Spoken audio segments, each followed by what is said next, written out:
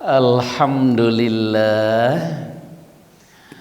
uhayyikum bitahiyatil Islam, tahiyatan min indillah mubarakatan thayyibah, tahiyata ahlil jannah wa tahiyatuhas salam. Assalamualaikum warahmatullahi wabarakatuh.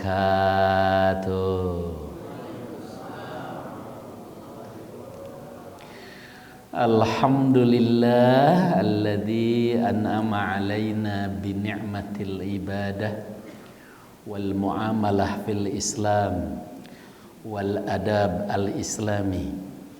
Asyhadu an la ilaha illallah wahdahu la syarikalah wa asyhadu anna Muhammadan abduhu wa rasuluh. Allahumma iftah lana qulubana wa alhimna rushdana wahdina ila siratikal mustaqim. Faqala ta'ala a'udzu billahi as-sami'il 'alim minasyaitonir rajim. Ya ayyuhalladzina amanu ittaqullaha haqqa tuqatih wa la tamutunna illa wa antum muslimun, amma ba'du. Terima kasih kesempatan yang diberikan pengurus Masjid Al-Muhajirin Kelapa Gading, bapak-bapak dan ibu-ibu, saudara-saudara jamaah subuh, jamaah yang saya cintai, yang disayangi Allah Subhanahu wa taala. Bersyukur kita kepada Allah, hari yang barokah ini kurang dari 70 hari menjelang Ramadan. Alhamdulillah kita dapat hadir membuka lembaran hari ini dengan subuh berjamaah, dan insya Allah sampai menjelang syuruk nanti kita duduk sejenak di program majelis ilmu kita. Mudah-mudahan menambah ilmu, memperbaiki amal, meningkatkan kualitas kita insya Allah. Jamaah yang saya cintai, 1 tahun gak ketemu. Terakhir ketemu 2022. Ini udah 2023 Haji Idrus. Dan baru 2 pekan kita menginjakkan kaki di 2023 ini. Kita tentu punya sudut pandang yang berbeda memandang pergantian tahun. Tidak seperti orang pada umumnya. Berganti tahun disambut dengan pesta pora. Ya. Sampai ada wakil bupati yang tangannya kena petasan. Di dunia ini, di samping negara-negara yang bagus ya di Timur Tengah, di kawasan Asia itu cuma Malaysia negara yang resmi melarang pesta pora menyambut tahun baru. Perdana Menteri Ustadz Anwar Ibrahim malah mewajibkan warga negaranya untuk ke masjid dan menyambut pergantian tahun itu di masjid dengan taqarrub, dengan muhasabah. Ya. Itu negeri jiran Malaysia. Ya, sayang negeri yang tetangganya masih dengan pesta pora. Mengapa saya katakan kita punya sudut pandang berbeda? Karena bagi kita Bapak Ibu, setiap berganti tahun tentu kita menyadari bahwa umur kita makin berkurang. Kok berkurang Ustaz? Bukan hanya bertambah dari sisi hitungan. Hitungan sih bertambah, tapi dari jatah semakin berkurang. Kalau dari sisi jatah itu namanya hitung mundur. Kalau di televisi suka ada acara itu Bu, Suka dihitung mundur kan tuh. Sekian menit lagi, dari mulai sekian jam lagi tuh. Terus begitulah jatah umur kita.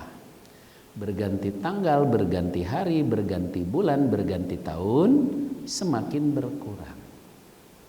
Hanya saja kita tidak tahu jatah umur kita itu berapa.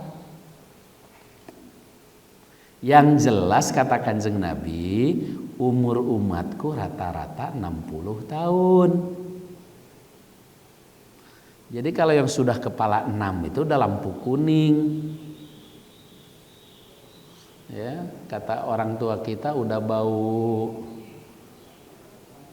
apa? Bau tanah, padahal emang kita bau dari tanah ya. Kalau udah kepala 7 Ustaz, udah kepala 7 bonusnya udah 10 tahun. Apalagi yang kepala 8, ada yang kepala 8 di sini. Bonusnya udah 20 tahun. Bonusnya aja sudah punya anak yang remaja. Nah, maka tentu kalau bagi kita, karena ada sudut pandang yang berbeda, berganti tahun itu semakin berkurang jatah umur kita, maka di samping berkurang jatah umur, ada yang harus makin ditingkatkan. Ada yang harus makin ditingkatkan. Itulah iman dan ketakwaan kita. Jadi kalau umur makin berkurang, kalau keimanan harus makin mantap. Jatah umur semakin menipis, tapi amal soleh harus semakin hebat.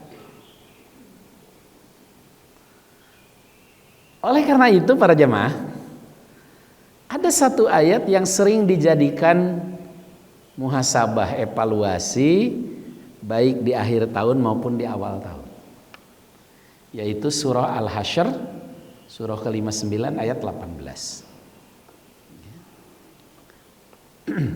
Punten, bismillah. A'udzu billahi minasyaitonir rajim. Ya ayyuhalladzina amanu taqullaha wal tanzur nafsum ma qaddamat ligad. Wattaqullaha innallaha khabirum bima ta'malun. Ya ayyuhalladzina amanu, hai orang-orang yang beriman. Ayat ini yang diserunya spesifik kita,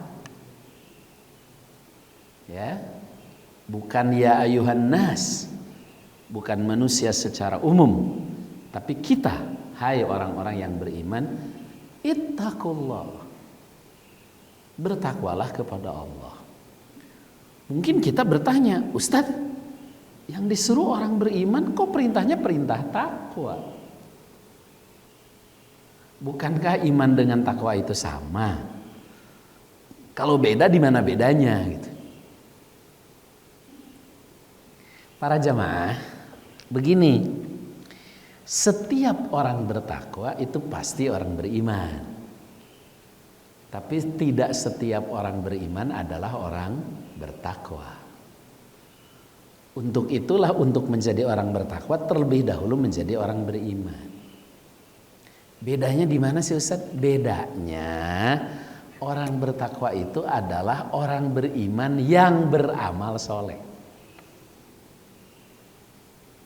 Saya ulangi, yang dimaksud orang bertakwa itu orang beriman yang beramal soleh. Mana dalilnya Ustaz? Dalilnya di dalam Al-Quran banyak sekali. Kadang Allah menggunakan kalimah amanu wa amilus solihat, kadang menggunakan kalimah muttaqin. Contoh, ketika dikatakan bahwa orang-orang bertakwa itu balasannya yang disediakan Allah adalah sorga, kadang Allah menggunakan kalimah amanu wa amilus solihat. Di awal Al-Baqarah aja, wa basyiril ladzina amanu wa amilus solihat anna lahum jannah. Atau di surah Al-Kahfi, innalladzina amanu wa amilus solihat kanat lahum jannatul firdausi nuzula. Atau di surah Al-Bayyinah, sengaja yang sering kita baca aja, innalladzina amanu wa amilus solihati ulaika hum khairul bariyah jazaohum inda rabbihim jannatu adn. Nah, 3 ayat ini menyebut amanu wa amilus solihat. Tapi di ayat yang lain Allah langsung menggunakan innal muttaqina fi jannati wa uyun. Innal muttaqina fi jannatin na'im. Inna lil muttaqina mafaza. Itu artinya apa? Artinya yang disebut muttaqin itu adalah alladzina amanu wa amilus solihat. Maka kalau ada ayat ya ayyuhalladzina amanu ittaqullah, itu sama dengan hai orang yang beriman i'malus solihat. Beramal soleh. Para jamaah, kita bersyukur ketika kita sudah menjadi orang yang beriman. Alladzina amanu. Kenapa? Karena inilah modal dasar kita memasuki surganya Allah. Saya sering mengatakan, Bapak Ibu, di antara nikmat Allah yang paling besar, ya, nikmat kehidupan, nikmat rizki, nikmat harta, nikmat kesehatan, di antara semua nikmat yang Allah berikan kepada kita, yang paling besar itu adalah nikmat iman dan Islam.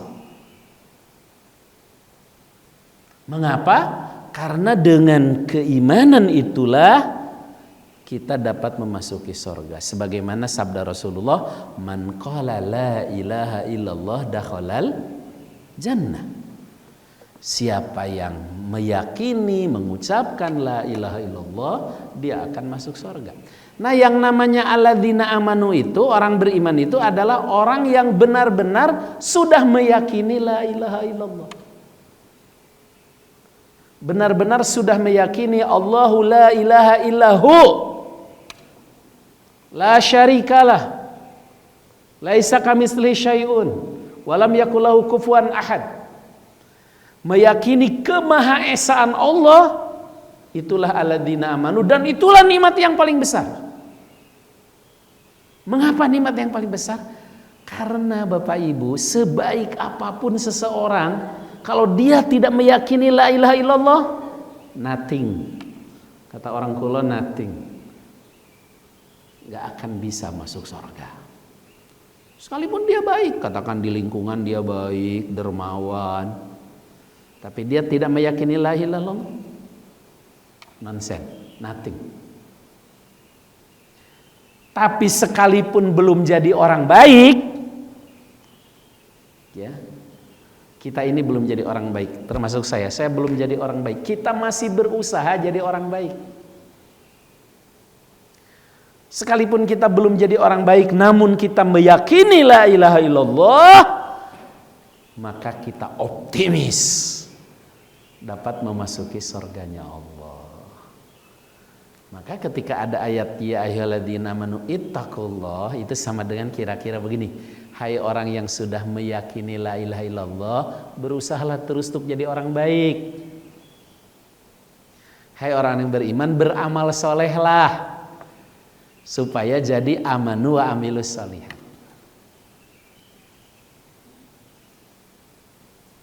Nah, baru salah satu amal soleh itu adalah wal tandur nafsu maqaddamat lighad. Hendaklah setiap diri, setiap individu mengevaluasi yang telah lalu untuk menata hari esok. Apa yang sudah baik ditingkatkan, apa yang belum baik kita perbaiki. Maka takwa itu sebuah proses. Nah, tetapi para jamaah ada sedikit panduan dalam beramal soleh itu. Kalau dalam kaidah usul fikih disebut al khairul muta'addi khairun afdal minal qasir. Itu kaidah ke-37 di kaidah fikih ya. Al khairul muta'addi afdal minal qasir. Kebajikan, kebaikan yang berdampak luas dan terus menerus itu lebih utama daripada amal soleh yang sifatnya pendek. Maksudnya apa? Maksudnya adalah amal soleh yang berdampak luas kepada umat itu jauh lebih utama daripada amal soleh yang sifatnya pribadi, baik itu mahdoh ataupun ghair mahdoh, kalau hanya untuk pribadi. Contoh, kalau kita mengisi sisa-sisa lembaran hidup kita ini hanya dengan sholat tahajud setiap malam, baca Quran setiap hari, rajin ke pengajian setiap minggu, puasa sunnah bahkan ngambil puasa Daud, tetap belum mampu mengimbangi satuan umur kita dengan satuan amal soleh kita. Kenapa? Karena yang udah dipakai udah lebih dari 50 tahun. Maka amal soleh yang kita lakukan itu tidak akan mampu mengimbangi. Ya, contoh sederhana, sholat sebaik apapun paling lama 5 menit. Sedangkan nonton bola aja 90 menit, belum tambahan waktu. Maka kalau kita hanya mengandalkan amal soleh yang sifatnya pribadi, solihan pardian, tidak akan mampu mengimbangi satuan umur kita dengan satuan amal. Kan setiap satuan umur itu harus berbanding dengan satuan amal soleh. Inilah yang saya maksud, bagaimana kita memilih amal soleh yang sederhana tapi nilainya luar biasa. Itulah khairul muta'addi. Lebih realnya begini, lebih realnya. Bapak Ibu, ada jemaah muhajirin ke masjid, ya dia mungkin hanya subuh saja. Duhur di kantor, asar di kerjaan, maghrib masih di jalan, isya pulangnya udah malam. Ya, ke muhajirin itu hanya subuh saja. Pengajian pun jarang misalnya. Tapi semua kegiatan operasional masjid muhajirin dia handle. Sehingga masjid tidak lagi mikirin uang listrik, masjid tidak lagi mikirin karpet, masjid tidak lagi mikirin dana pengajian, karena dia handle. Maka amal dia ini mengalahkan orang yang rajin tahajud, rajin puasa sunnah, dan rajin baca Quran. Itu yang saya maksud khairul muta'addi afdal minal qasir. Itulah amal soleh yang besar nilainya dan berdampak luas. Nah, oleh karena itu saya sering mengatakan yang namanya orang bertakwa bukan yang pakai peci ulama, bukan yang sorbannya panjang, bukan yang pakai gamis, bukan. Orang bertakwa adalah orang beriman yang beramal soleh. Dan amal soleh yang lebih utama adalah amal soleh yang berdampak luas, dirasakan oleh umat. Contoh sederhana lain, ibu-ibu. Bu, ada ibu kah? Ibu punya uang 50.000. Mana yang lebih utama? Ibu pakai beli jilbab untuk menutup aurat, atau uang itu ibu masukkan ke kotak infak, yang dari kotak infak itulah masjid bisa ikut menyantuni orang miskin. Mana yang lebih utama? Yang pertama atau yang kedua? Yang kedua.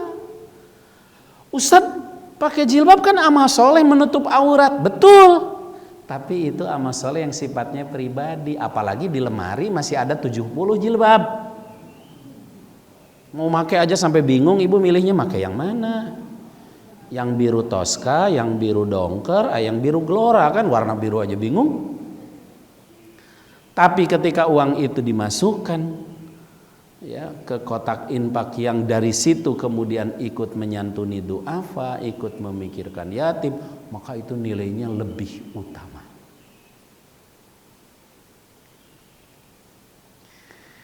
Oleh karena itulah para jamaah, banyak orang yang tampilannya biasa saja, tapi sebenarnya di hadapan Allah lebih takwa. Ada orang yang tampilannya biasa aja, ke masjid mungkin hanya Jumat seminggu sekali, pardu pun dia lebih sering di rumah karena kesibukannya kerja. Tapi ternyata diam-diam dia ngurus 30 yatim, dia menyantuni lebih dari 50 duafa tanpa orang lain tahu. Maka orang seperti itu lebih takwa di hadapan Allah. Inilah yang dimaksud dengan ayat i'malu ala makanatikum inni amil, kata Allah. Beramallah sesuai dengan posisi kalian. Beramallah sesuai dengan posisi dan kedudukan antum. Kalau bahasa UAS, Ustaz Abdul Somad, dia bilang begini, yang namanya amal soleh bupati bukan rajin puasa sunnah, amal soleh wali kota bukan rajin tahajud, amal soleh gubernur bukan rajin baca Quran. Oh, dia bupati soleh tuh rajin puasa sunnahnya. Oh, dia wali kota soleh tuh rajin sholat tahajudnya. Oh, dia gubernur soleh tuh rajin puasa sunnahnya. Bukan itu. Kenapa? Ya kalau tahajud, baca Quran, puasa sunnah mah nggak perlu jadi gubernur. Nenek-nenek yang udah sholatnya sambil duduk aja bisa. Jadi amal soleh gubernur, amal soleh wali kota, amal soleh bupati apa? Amal soleh gubernur, wali kota, bupati itu bikin pergub, bikin perda. Misalnya bikin perda, wajib anak SD bisa baca Quran. Tidak diterima di SMP kalau tidak ada ijazah madrasah. Bikin perda, bikin pergub. Itu amal soleh pejabat. I'malu ala makanatikum itu. Inilah yang sering saya katakan kepada kita bahwa jabatan itu sarana melipat gandakan amal soleh. Sarana melipat gandakan amal soleh. Pak Haji Idrus tahu banget itu. Kenapa? Gubernur yang soleh bukan yang nolak pengusaha ngasih duit. Terima pakai bangun sekolah, terima pakai bangun puskesmas. Itu kerjaan Pak Haji Idrus tuh. Dia belum jadi gubernur tapi udah ngerjain kerjaan gubernur. Itulah makanya sebagian ulama mengatakan amal soleh yang sifatnya fardu kifayah bisa lebih utama dari fardu ain. Saya ulangi, amal soleh fardu kifayah bisa lebih utama dari fardu ain. Fardu kifayah contohnya apa? Contohnya jadi dokter spesialis, itu fardu kifayah. Misalnya bapak ibu nih jemaah muhajirin punya anak perempuan kuliah di kedokteran. Setelah itu ngambil spesialis ahli kandungan. Wah, itu amal soleh yang luar biasa nilainya. Kenapa? Kan selama ini dokter spesialis ahli kandungan laki-laki. Istri ustad aja, istri ustad ketika melahirkan yang ngurus siapa? Laki-laki dokter. Kita berlindung di balik darurat. Istri kita yang kita jaga, auratnya kita tutup, hanya boleh dilihat oleh suami, segala macam, kemana-mana aja jilbabnya rapi, bahkan ada yang pakai cadar segala. Giliran melahirkan, yang nangani dokter kandungan laki-laki, spesialis. Kita berlindung di balik darurat. Tapi begitu di antara jamaah muhajirin ada yang anaknya jadi dokter spesialis kandungan dan dia akhwat perempuan, amal soleh luar biasa. Baru jadi dokter spesialis aja, dia sudah menyelamatkan banyak istri-istri aktivis masjid, istri-istri ustadz dan istri kaum muslimin pada umumnya. Oh, itu amal soleh luar biasa. Belum prakteknya itu, baru jadi dokternya. Sehingga nggak ada lagi istilah darurat. Paham maksudnya ya? Kenapa ada kalanya fardu kifayah lebih utama dari fardu ain? Inilah alasan saya kenapa saya sering mengatakan kalau bisa yang jadi RT orang masjid, yang jadi RW orang masjid, yang jadi anggota dewan orang masjid, supaya dia bisa melipat gandakan amal soleh dengan kedudukannya itu. Kalau yang jadi RT, minimal pengurus RT orang masjid, kan ketika dia punya program disinergiskan dengan program masjid. Bagaimana supaya anak-anak remaja ini ya kan lebih tertarik ke masjid. Bikin program-program yang menarik, sinergiskan. Dana nggak perlu dipikirkan, ada anggarannya. Anggaran Karang Taruna misalnya. Yang jadi RT, yang jadi RW, yang jadi pengurus RW orang masjid. Ya paling sederhana ketika 17-an lomba cerdas cermat ibu-ibu pengajian. Lomba masak untuk ibu-ibu majelis taklim. Lalu makan tumpeng rame-rame. Itu kenapa Pak RW-nya orang masjid? Coba kalau yang jadi RW-nya preman. 17-an dangdutan, senggolan, tawuran kampung. Masa gara-gara 17-an jadi tawuran kampung? Maka jadi RT, jadi pengurus RT, jadi RW, jadi pengurus RW, apalagi jadi pengurus masjid, itu amal soleh yang luar biasa. Tentu niatnya adalah semata-mata karena Allah. Itu kunci yang membedakannya. Maka kalau ada di antara jemaah kita yang mau jadi RT, pengurus RT, jadi RW, pengurus RW, jadi anggota dewan, dukung. Karena dia mau berkiprah untuk umat dan melipat gandakan amal solehnya dengan posisinya. Kita kan suka sebaliknya. Giliran orang bermasalah jadi caleg kita anggap biasa. Nggak ada yang komen. Tapi giliran orang baik mau jadi caleg kita ngomong, tar udah jadi lupa. Ngapain sih Ustadz ikut-ikutan jadi caleg, udah jadi kiai aja deh. Malah begitu, bukannya didukung. Ini bukan curhat Pak Idrus. Dibilang curhat juga boleh dah. Jamaah yang saya cintai, saya sering cerita kepada kita. Dulu di Jakarta Utara ada komplek pelacuran terbesar, namanya Kramat Tunggak. Ya, tahu karena deket kan, bukan karena datang kan.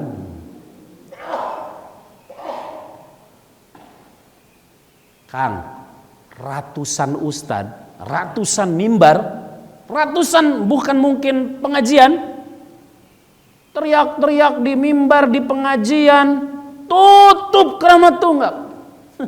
Kramat Tunggak nggak pernah ditutup. Demo berkali-kali, saya ingat 3 kali demo, 2 kali mimpin, sekali jadi peserta. Malah kita mau ribut sama centengnya Pak. Apa lu ganggu orang cari makan? Gitu, makan tuh surga, digituin kita. Kalau habis ngisi pengajian, lewat situ malah diledekin. Mampir Ustadz mah gratis, doain aja. Dulu tuh sering disebutnya seng lah, apalah sebutan-sebutan macam-macam. Gak ngaruh. Ratusan ustadz, ratusan mimbar gak ngaruh. Tapi masih mending, artinya ada ustadz yang menyuarakan. Tapi gak ngaruh. Tapi Bapak Ibu tahu, begitu yang gubernur yang bertindak, cuma tanda tangan di selembar kertas. Kertasnya berlogo Monas, di bawahnya tertulis Gubernur Sutioso. Kramat Tunggak ditutup. Sekarang sudah jadi Islamic Center. Dulu ditanya alamat aja malu di situ. Tinggal di mana Ustadz? Semper. Sempernya di mana? Ya, sonoan dikit lah. Sekarang tinggal di mana Ustadz? Islamic Center. Oh, yang kemarin kubahnya terbakar, paling gitu. Itulah ketika yang bicara posisi. Maka kedudukan jabatan itu sarana melipat gandakan amal soleh. Itu yang disebut khairul muta'addi afdal minal qasir. Itu kaidah fikih itu udah diajarkan di pesantren sejak tahunan. Cuman kalau dulu di pesantren diambil contohnya itu hanya bab ibadah aja. Itu waktu di pondok diajarin kaidah yang sama. Apa kata guru ngaji contohnya? Contohnya mengajarkan ilmu lebih utama daripada sholat sunnah. Itu doang. Maka kalau di Masjidil Haram perhatikan, ya kan? Kalau pengajian nih, lagi pengajian tiba-tiba adzan, berhenti dulu waktu adzan, tapi habis itu lanjut lagi, nggak pada sholat qobliyah. Kenapa? Ya karena mengajarkan ilmu lebih utama daripada sholat sunnah. Begitu qomat baru berhenti. Habis sholat bukan dzikir atau doa, lanjut pengajiannya. Lihat di Nabawi di Masjidil Haram. Itu karena mengajarkan ilmu lebih utama daripada sholat sunnah. Itu contoh dari kaidah tadi. Padahal makna kaidah ini lebih luas. Namanya juga qawaid fikih. Qawaid fikih itu ya namanya fikih sesuai dengan sifatnya berkembang. Ada fikih siasah, ada fikih iktisadiyah. Kanjeng Nabi pernah kan? Habis duhur ada tamu dari luar kota, beliau langsung melayani tamu, nggak sholat ba'diyah duhur. Tamunya sampai sholat asar, sampai beliau selesai sholat asar, lalu masuk ke rumah. Di rumah Ibu Aisyah lah beliau sholat. Ibu Aisyah kaget, Rasul sholat apa? Kan tidak ada ba'diyah asar. Baru beliau jelaskan, tadi saya disibukkan dengan tamu sehingga nggak sempat ba'diyah duhur. Hadis itu seringkali kalau di kalangan pesantren hanya diambil untuk contoh bahwa rawatib boleh diqodho. Padahal ada yang lebih substansi. Apa? Menerima tamu lebih wajib daripada sholat sunnah. Maka amal-amal yang sifatnya muta'addi. Contoh lain, saya tanya para jamaah, jadi panitia kurban ibadah bukan? Jadi panitia kurban ibadah bukan? Ibadah. Amal soleh bukan? Amal soleh. Kan nggak ada orang muhajirin jadi panitia kurban supaya dapat dagingnya lebih, kan nggak ada. Terlalu naif. Kita semua ketika mau jadi panitia kurban itu karena niatnya amal soleh. Oke, itu amal soleh. Tapi mana yang lebih besar pahalanya? Ketika di antara jamaah ini ada yang jadi anggota dewan, lalu dia bikin perda, disepakati dengan gubernur. Isi perdanya agar gubernur menganggarkan untuk memberikan sapi tiap masjid 2 ekor dan musola 1 ekor se-Jakarta. Dananya dari APBD. Amal soleh mana yang lebih besar kamu? Oh jelas itu yang kedua. Nah, oleh karena itu para jamaah, saya ingin mengajak kita, termasuk saya di dalamnya, mari mengisi lembaran sisa-sisa umur kita ini, kita tingkatkan amal soleh yang sifatnya berdampak luas. Ya, baik lewat masjid yang kita cintai ini, lewat ormas yang kita bergabung di sana, misalnya Muhammadiyah, lewat yayasan, atau lewat apa saja, termasuk kalau bisa lewat jabatan-jabatan publik, jadi RT, jadi RW, jadi anggota dewan. Syukur-syukur kalau anak kita ada yang jadi lurah, ada yang jadi camat. Kalau di Jakarta kan lurah dan camat ASN. Ya. Adik kelas Pak Idrus, Idrus 13 ya. Anak 75 sekarang camat Cilincing itu anak 75. Itu lebih hebat lagi kalau di antara anak kita ada yang jadi camat, ada yang jadi lurah, bahkan syukur-syukur jadi gubernur. Kan kalau gubernurnya cinta masjid mah, masjid kasih boti.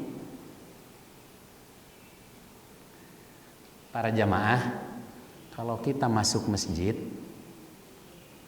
tadi ada kotak infak lewat lagi pengajian. Berapa yang kita masukin ke kotak infak? Mungkin 5.000, mungkin 10.000, boleh jadi 20.000, paling banter 50.000 lah. Yang warna biru. Jarang banget yang Soekarno-Hatta. Ya kan? Kalau lebaran aja yang masukin Soekarno-Hatta. Kenapa? Ya karena kita nggak punya kedudukan. Tapi begitu gubernur, dia bikin aturan. Namanya BOTI, bantuan operasional tempat ibadah. Setiap masjid se-Jakarta tiap bulan 2 juta, setahun 24 juta, 2 kali pencairan. Musola 1 juta, total se-Jakarta ada 9.600 sekian. Dananya dari mana? APBD, dia cukup tanda tangan. Tapi itu amal soleh luar biasa. Apalagi ada tunjangan merobot, tunjangan imam. Oh, Masya Allah. Maka raihlah jabatan dan kedudukan untuk melipat gandakan amal soleh. Dan kalau ada saudara kita yang berminat ke sana, dukung. Jangan belum apa-apa, nanti kalau udah jadi lupa ya. Nah, giliran orang yang bermasalah kalian tidak komentar begitu. Giliran saudaranya, temennya, ustadznya sudah dinyinyirin. Nah, ini nggak sehat.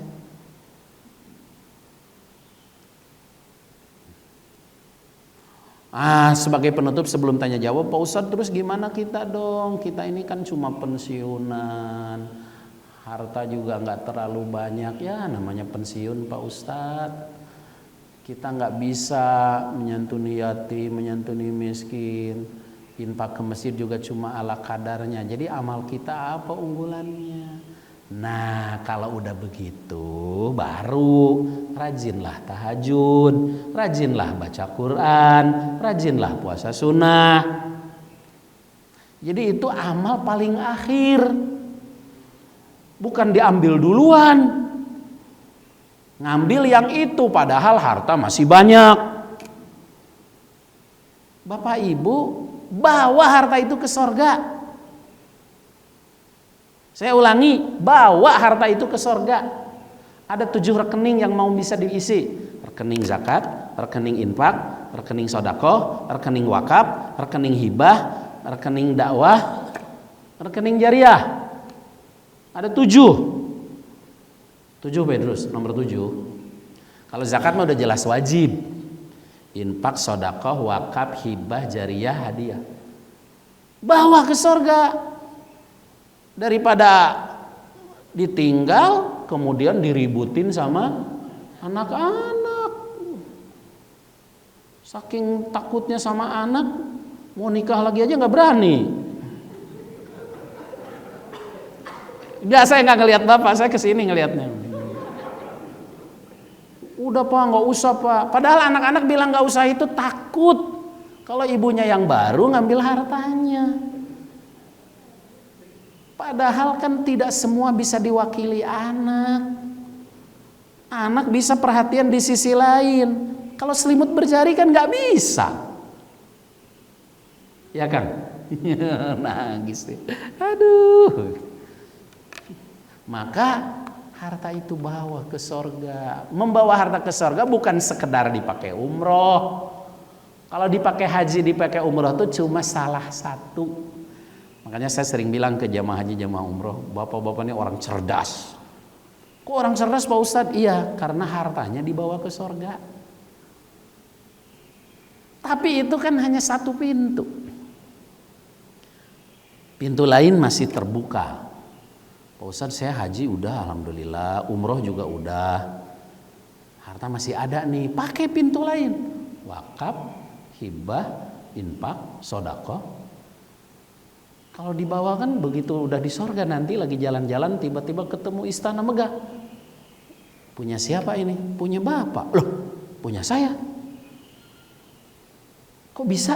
Dulu kan waktu di dunia bapak infak membangun masjid. Oh iya. Oh.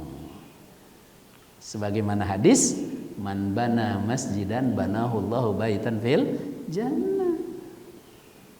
Siapa yang membangun, memakmurkan rumah Allah, Allah akan bangunkan sebuah istana di sorga. Maka bawa harta itu ke sorga. Lewat apa? Lewat al khairul muta'addi, kebaikan yang berdampak luas. Para jamaah, suka ada kan orang tampilannya biasa aja, tapi begitu dia meninggal, tiba-tiba panti asuhan teriak, orang yang biasa ngirim ke rekening sekarang nggak ada. Ternyata dia begitu meninggal, beberapa duafa yang biasa suka ada yang ngirim ternyata nggak ada lagi. Ternyata dia. Itulah yang saya sebut amal soleh unggulan. Jadi pulang ke rumah nanti merenung, amal soleh apa unggulan saya ya? Infak, sodakoh, wakaf, hibah, jariyah, dakwah, atau apa ya? Apa Ustadz? Bener ini mah nggak bohong. Udah habis harta saya mah udah dibagiin waktu hidup ke anak-anak. Sekarang aja saya numpang di rumah anak. Nah kalau udah begitu baru, iya deh rajin-rajin tahajud, rajin-rajin puasa sunnah, rajin baca Quran. Jangan udah begitu ke pengajian aja nggak nongol. Giliran datang paling depan diusung. Itu namanya nggak mensyukuri umur. Padahal sudah diingatkan kan. Nggak bisa komplain, malaikat kok nggak bilang-bilang. Bukankah sudah memutih rambutmu? Bukankah sudah memudar pandanganmu? Bukankah sudah berkurang pendengaranmu? Itu isyarat ilahi semua. Ya, maka suka ada di masjid itu tulisan apa? Bil faut qoblal maut itu, ajilu, segeralah beramal sebelum segalanya terlambat. Segeralah bertaubat sebelum segalanya terlambat.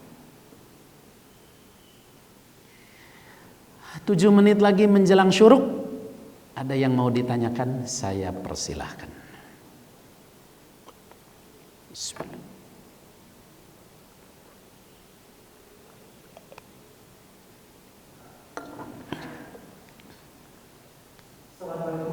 Waalaikumsalam warahmatullahi wabarakatuh.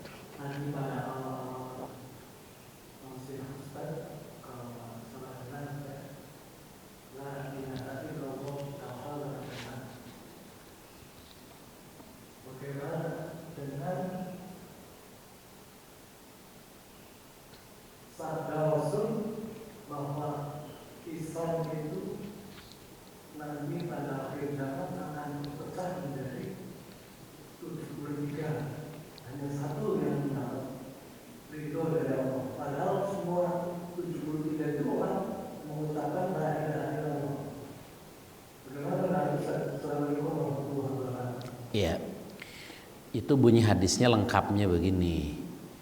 Ibtarakul Yahud, ya kan? Ala sab'ina firqatan. Wabtarakun Nasara ala wahid wa sab'ina firqah. Wasatabtariku hadihil ummah ala isnan wa sab'ina firqah. Kulluhum finnar illa wahid. Siapa yang satu itu? Ma'ana alaihi wa ashabi. Au kama qala sallallahu alaihi wasallam. Yahudi akan pecah jadi 70.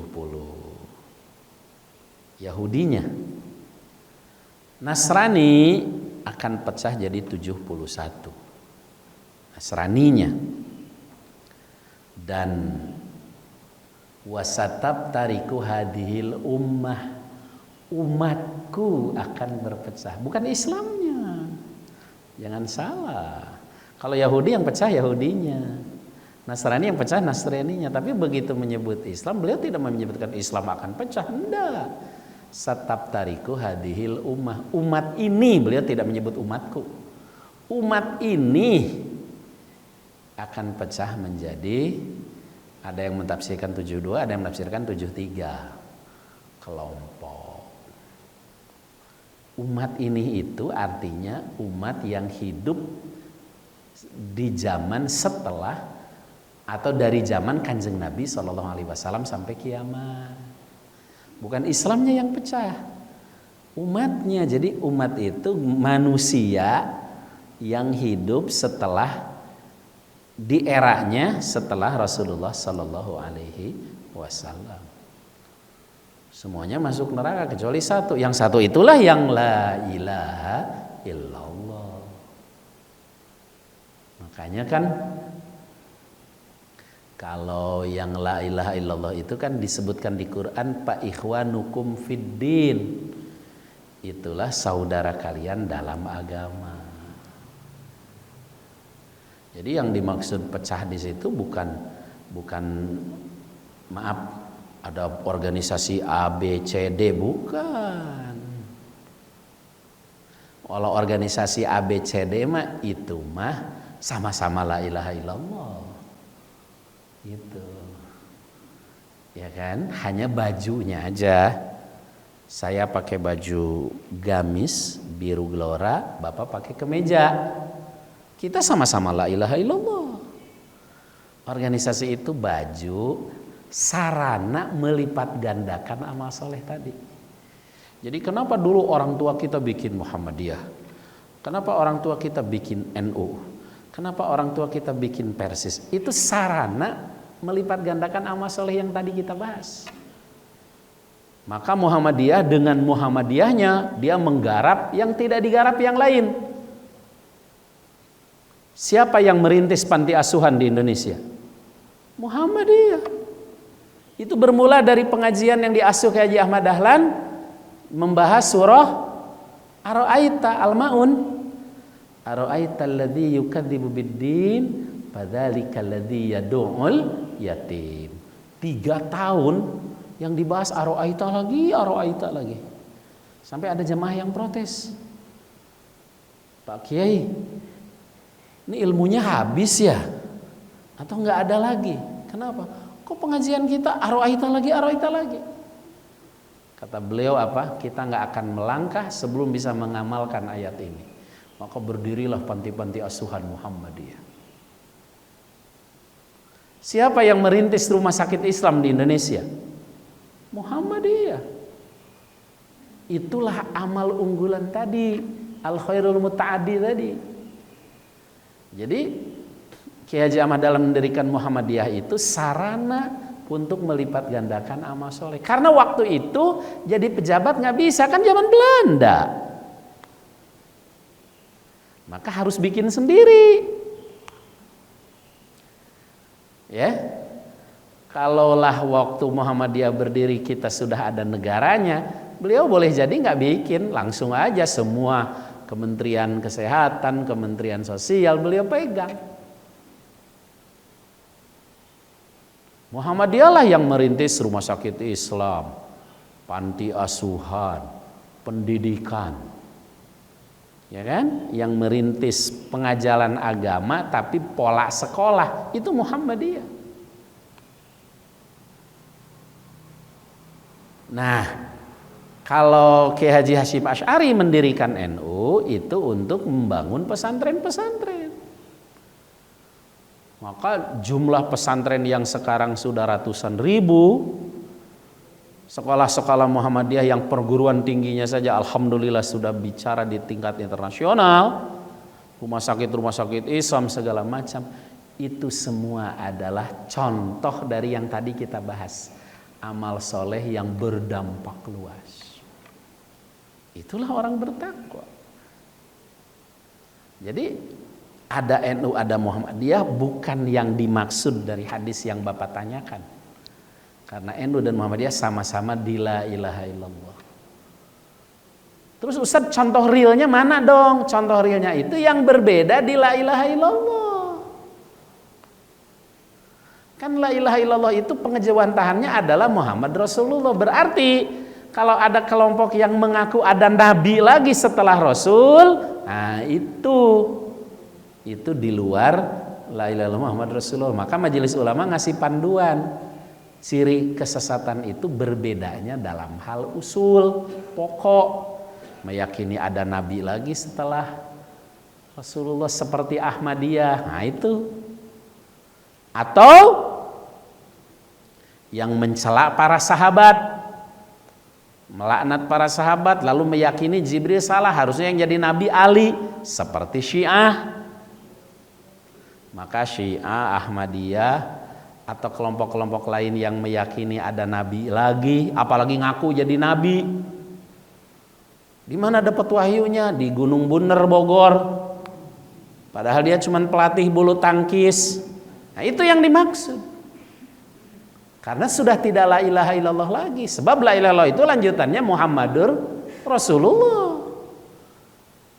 Dia bukan la ilaha illallah tapi musodek Rasulullah.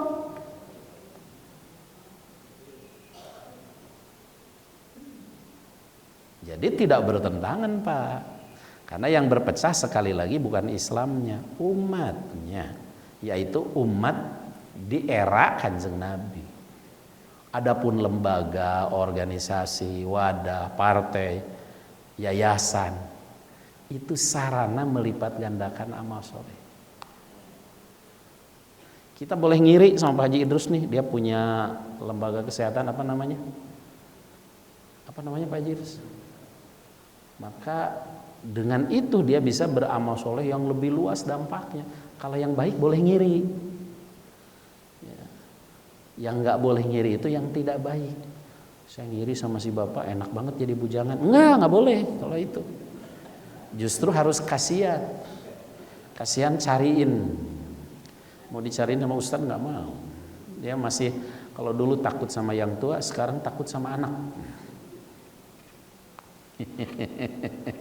Nggak, ini bercanda keakraban aja Pak. Jangan tersinggung. Ntar dikomplain lagi, Ustadz Adi nyinggung saya. Jamaah yang saya cintai, jadi tidak ada yang salah dengan hadis tadi, tapi pemahaman kitanya yang perlu diluruskan. Nah, seringkali orang memahami bahwa Islamnya yang pecah. Enggak, Islam nggak akan pecah.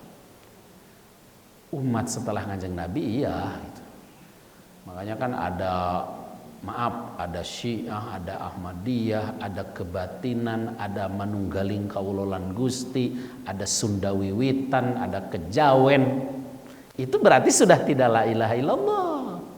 Sebab konsekuensi dari la ilaha illallah itu adalah Muhammadur Rasulullah, menjadikan tuntunan Kanjeng Nabi. Tapi ada yang pemahaman yang begitu lebih bahaya lagi kalau kemudian tingkatnya sampai pada mengkafirkan. Karena kafir lalu dianggap najis. Karena najis kalau sholat di masjid dia dicuci, jemuran diangkatin, dicuci ulang, bertamu bekas tempat duduk kita dipel. Nah ini karena salah memahami. Itu lebih parah lagi karena mengkafirkan yang lain. Oh, sudah diingetin saya. Demikian Bapak Ibu yang saya hormati, sebagai penutup saya ingin mengajak kita, mari di sisa-sisa jatah umur ini tingkatkan keimanan dan amal soleh. Pilihlah amal soleh yang berdampak luas kebaikannya. Kalau sudah tidak ada, dicari-cari, baru yang sifatnya kesolehan pribadi, rajin tahajud, rajin sholat malam, rajin pengajian. Cuma itu mah paling akhir bagi yang gak punya apa-apa.